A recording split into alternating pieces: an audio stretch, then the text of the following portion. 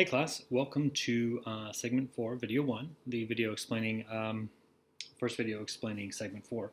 So this segment, you'll be reading chapters 13 through 16 of Hegel, and he talks more about Karl Bosch this time as opposed to Fritz Haber, and specifically a pretty important moment, not only in the narrative of the book, but also kind of in the scientific history of German science. Which is the explosion at Oppau. And this is actually a pretty well-known event outside of the book. Maybe it seems like this was kind of like this kind of small little niche topic, but this was actually a pretty big topic and a pretty big event that happened, as evidenced by the amount of people who perished during that explosion. So you have to read chapters 13 through 16, and chapter 16 is really where the meat of what you'll be doing is located, because that is where Karl Bosch gives his public, not a eulogy necessarily, but essentially a kind of a group eulogy of the hundreds of people who died in the explosion, and kind of to make sense of the disaster, right? So when the disaster happens, or when an accident happens, oftentimes there's a representative who has to go to the podium and kind of explain what happened, and kind of what's going to happen in the future, and kind of communicate the emotions that are going through the organization of that time. So any big disaster like this, like the Challenger disaster, or the BP oil spill, or Exxon Valdez, or Air France disaster, Titanic, whatever it is, there's going to be a representative from either the company, the corporation, or the government, to kind of help heal the public through that time. That's a very ancient tradition. It's called epideictic rhetoric, dates back to ancient Greece. It's celebratory, it's praise blame type rhetoric that helps. It helps kind of mend the hearts of the community or the country, and kind of provides direction going forward and provides perspective on the issue. Now, because it's a technical writing class, you're not tasked with creating a speech like the one that Bosch gave. You're tasked, for segment 4 specifically, to imagine yourself as working for BASF right following that explosion. So whatever,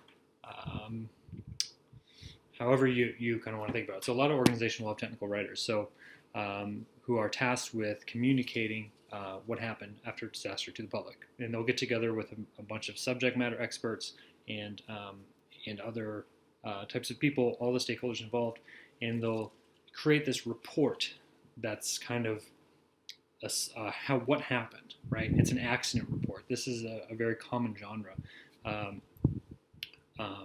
Fortunately, too common for some people. So, accident reports, incident reports is a genre that happens. So if you've ever, let's say, worked at a fast food restaurant and like dipped your finger in a vat accidentally or something, and you had a second degree burn, that's an incident report. A slip and fall is an incident report. And this genre kind of extends all the way from those minor injuries to major, really large-scale disasters that impact hundreds to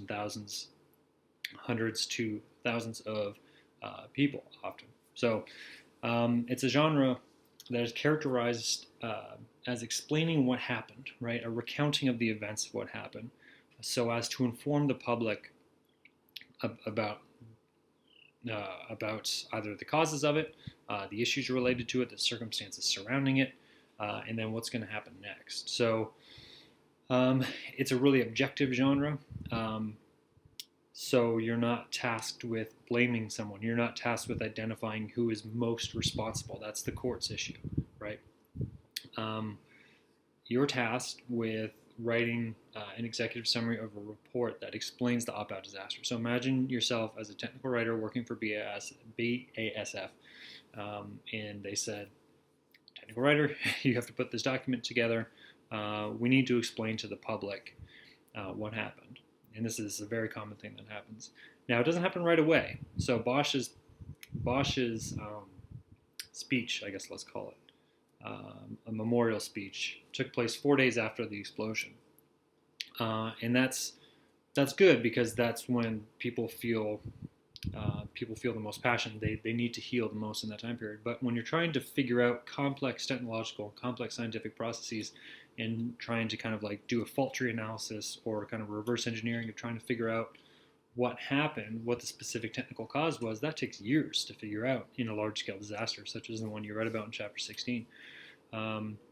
So it's not uncommon for it to take 3 to 5 years for these reports to be written. So imagine yourself having that type of perspective when you're writing this report. You're not writing it the day after. You're not writing it a year after. You're writing it essentially 5 years after the report.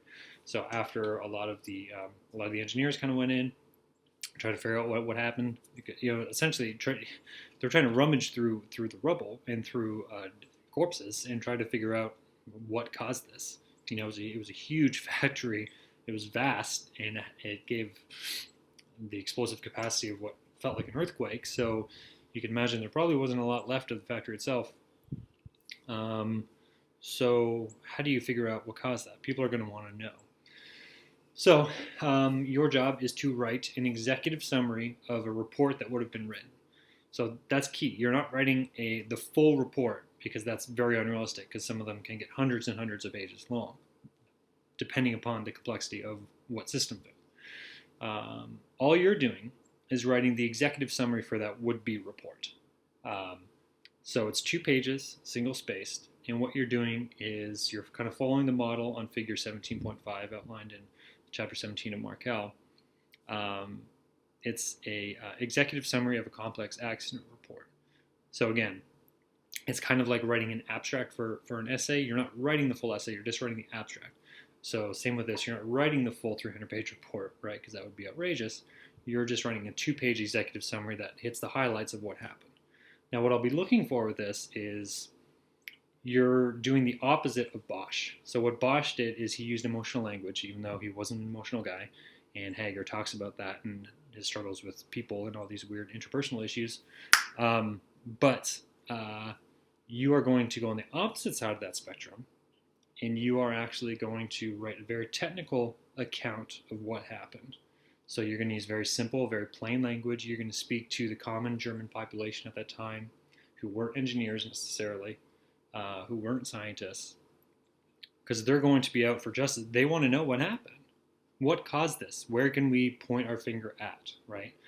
Now, that's the negotiation that a technical writer has to do, because you have obligations to be objective and you have obligations to just hand down the facts. Your position is not to blame. That's what the courts do once they get these technical reports. So you're just writing that report.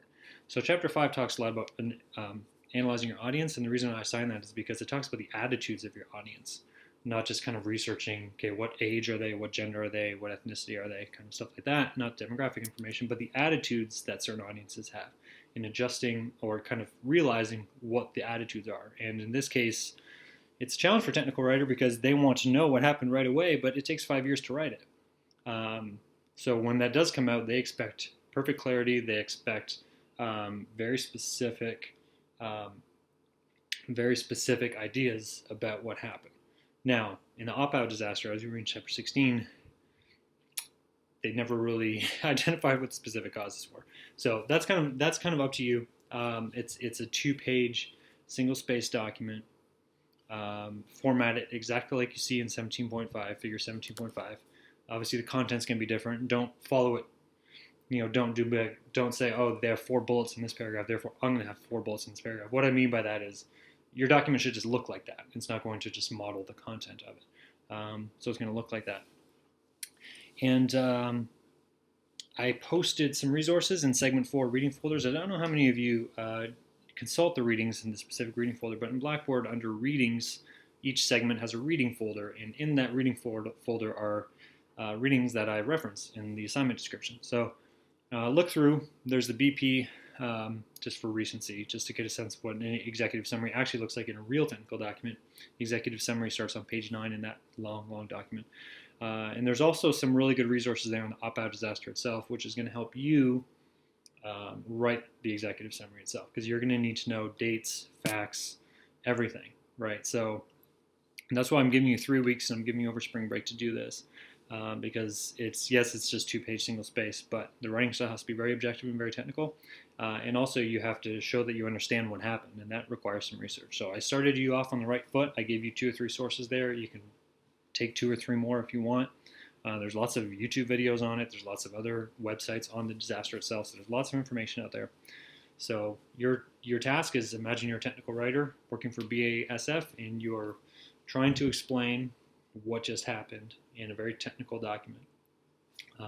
So that's pretty much the gist of it. There's no reflection, there's no activities, there's nothing like that. That's just the only thing you have to submit.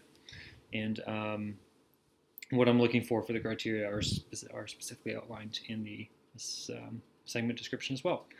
So let me know if you have any questions. Actually, no, one more thing I wanted to say about the reading group minutes. I think about half the groups are having problems meeting, and that's fine because it's 4 people and you guys are all busy and have your own lives. I think it's probably time that you start thinking creatively about how you might be able to meet, whether that's maybe not meeting face-to-face, but maybe meeting collaboratively in a Google Drive document and putting all your input in there, or trying some scheduling, trying to identify a common time that works, because trying to get 4 people together through one email is 3 people say, okay, Tuesday at 1 is good for me, and then one's like, oh, I can't do Tuesday till 4, and then only 2 people could do Tuesday at 4, and then it's this kind of sequence, a snowball effect of tiresomeness and annoyance. So Doodle, if you go to doodle.com, Doodle, it helps you guys identify a specific time, and then you guys can keep yourself accountable to that. It's really cool. It's really intuitive. So I'm still going to leave this onus on you. The reason I did this, I signed the reading group minutes, is because I wanted you guys to think through the process of what it takes to do collaborative work in this setting. And of course, it was going to be challenging. All group work is challenging. Even if you just have one partner, it'd be challenging. But with 4 people, it's even more so. So as many of you know who have had workplace experience, that's life. So the onus is still on you guys to kind of figure that out. And I'm curious to see what you guys come up with. So let me know if you have any questions about that. Let me know if you have any questions about the segment. And if I don't talk to you before then, have a good spring break.